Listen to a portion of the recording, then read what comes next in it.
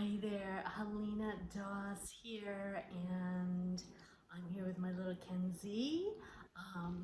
Lindsay are here. Anyway, I was kind of inspired very last minute to do a little video message today because this might sound weird, but I was kind of getting that somebody in my herd, somebody in my circle, in my tribe might need to hear it. We just had yesterday on the 23rd of February 2020 a very unusual, powerful yet beautiful, gentle, mystical Pisces New Moon, also a dark moon.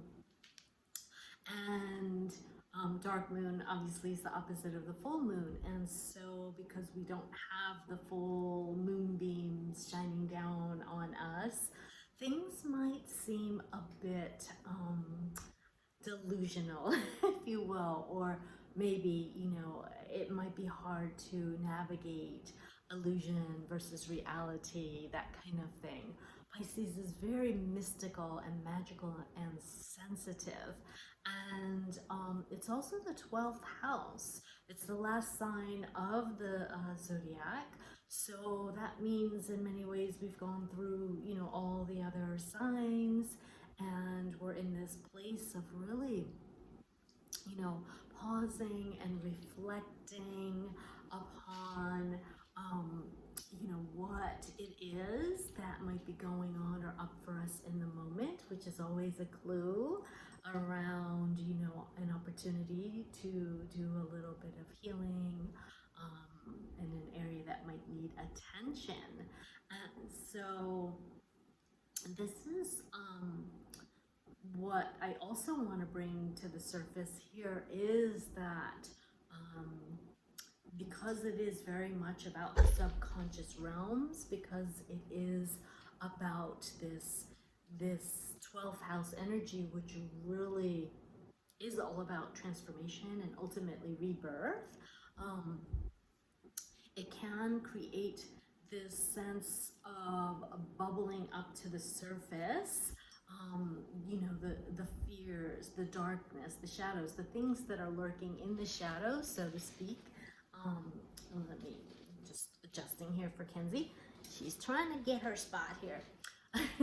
The things that might be bubbling below the surface are essentially what is being encouraged to come up. And so if you have been feeling any fear or anxiety or just feeling out of sorts, if things are just really just feeling funky to you, and maybe you can't really put your hand on it or wrap yourself around what's going on, I want you to know that potentially this new moon could be bringing that up. And there's also a very, I don't want to say heavy, but potentially heavy theme here around that almost, victim vibration or consciousness around being helpless and hopeless and doom and gloom and despair that can be associated with this house and this sign. And as someone who not only it has a Pisces rising, but also the way my Chiron placement is, and that's a conversation for a whole other time, is very much involving this 12th house energy again, which is ultimately about transformation. But it's like we're in that, the chrysalis. We're that caterpillar that's in the chrysalis that is dissolving and letting the things that don't serve bubble up to the surface so they can be released. But before we release them, we have to be aware of them and acknowledge them, because what potentially can happen is when we don't realize that that's going on, we can start to, and I used to do this a lot in the past, we can start to feel like something's wrong with us. Why are we having these feelings? Why are we going down that downward spiral again? Whatever those patterns are that can be kind of, I don't like the word low vibration or negative, but you catch my drift. There is this duality. So like Pisces for me is almost like the duality of Gemini. Gemini being more in the mental body, and Pisces being more in that emotional, psychic, subconscious, mystical, metaphysical realm, if you will. And so there is that shadow, dark energies that also hold the mysteries of life, but sometimes we have to navigate some of that in order to find the light.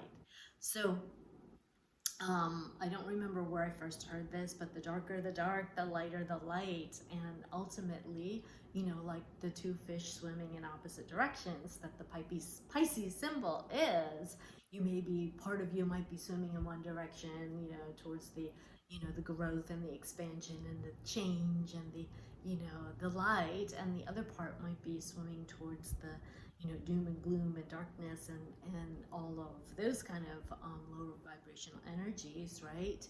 And so, the choice, as always, is what are you going to choose? You have free will, and it's great to be aware that some of those things are coming up, and also to maybe feel into if it's yours or the collective, because of course this is happening both on an individual as well as a collective realm. But essentially we really want to make that distinction and choose, right, which way we're going to swim, and what we're going to feed. Are we going to feed the fear, or are we going to feed the love?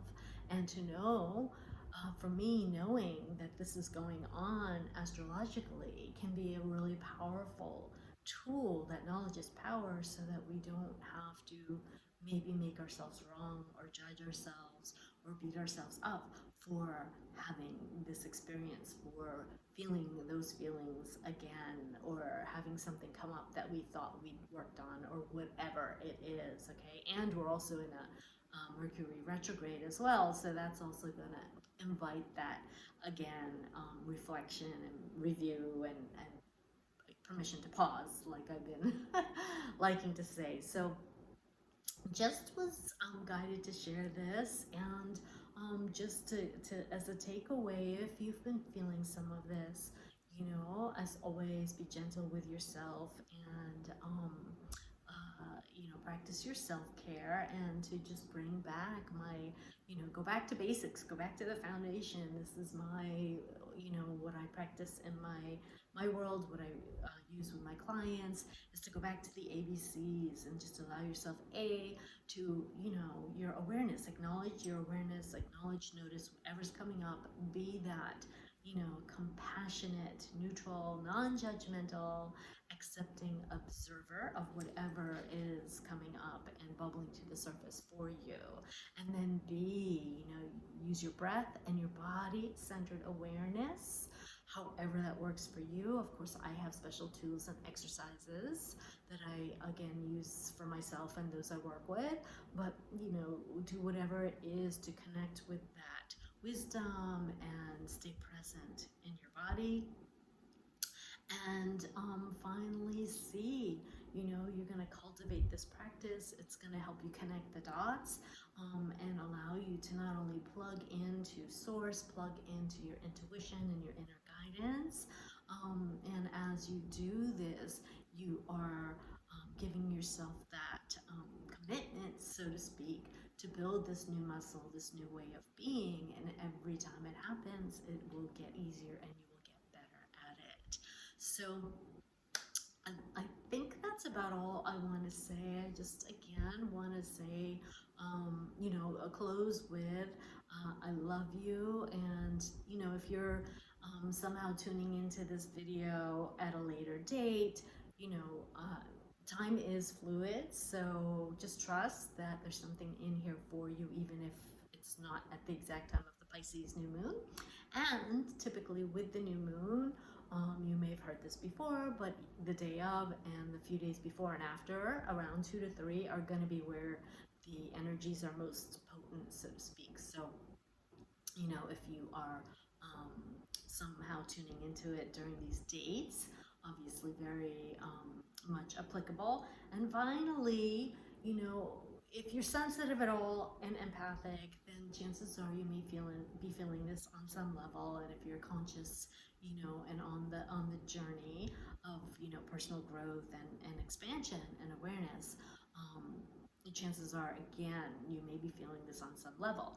And the other piece is, and it doesn't have to be so, but as I mentioned earlier, if you have Pisces in your chart, whether it's your sun sign, your rising sign, your moon sign, Venus, whatever, if it's in your chart, in one of these predominant areas, you may be, may have the tendency, the potential, or the predisposition to feel this a little bit more, and you may not. So, you know, take that with a grain of salt, take what resonates and leave the rest. And I am going to close this with, you know, if you are liking my energy, if you resonate with my messages, if you are seeking a support in the arena of spiritual growth and empowerment, that assists you to really learn how to use your body's wisdom in order to align your vibration, your thoughts, your feelings, your emotions, your mental, emotional, and physical, for healing, for manifesting, for transformation, for rising to your next level of who you came here to be, then I would love you to reach out to me, and let's find a way to connect and explore the possibility of my supporting you on the next level. So with that, my loves, I am going to let you go. And by the way, if you've been wondering what happened to my Mondays with Mani, as things are ever evolving, I think I'm going to change the name of that channel, and I've given myself permission to be a little bit more flowy, because I've started doing some Facebook Live events and have a lot of things going on. So I'm just going to go with the flow. I think I'm going to call it Equine Empress. So anyway, we'll see about that. But, you know, it may not always come out on Mondays, and I will try to be as regular as possible, but I just wanted to give myself permission to, you know, not be locked into that Monday video. So until next time, all the information you need is below. Thank you for liking, subscribing, and sharing the love. I love you. Namaste.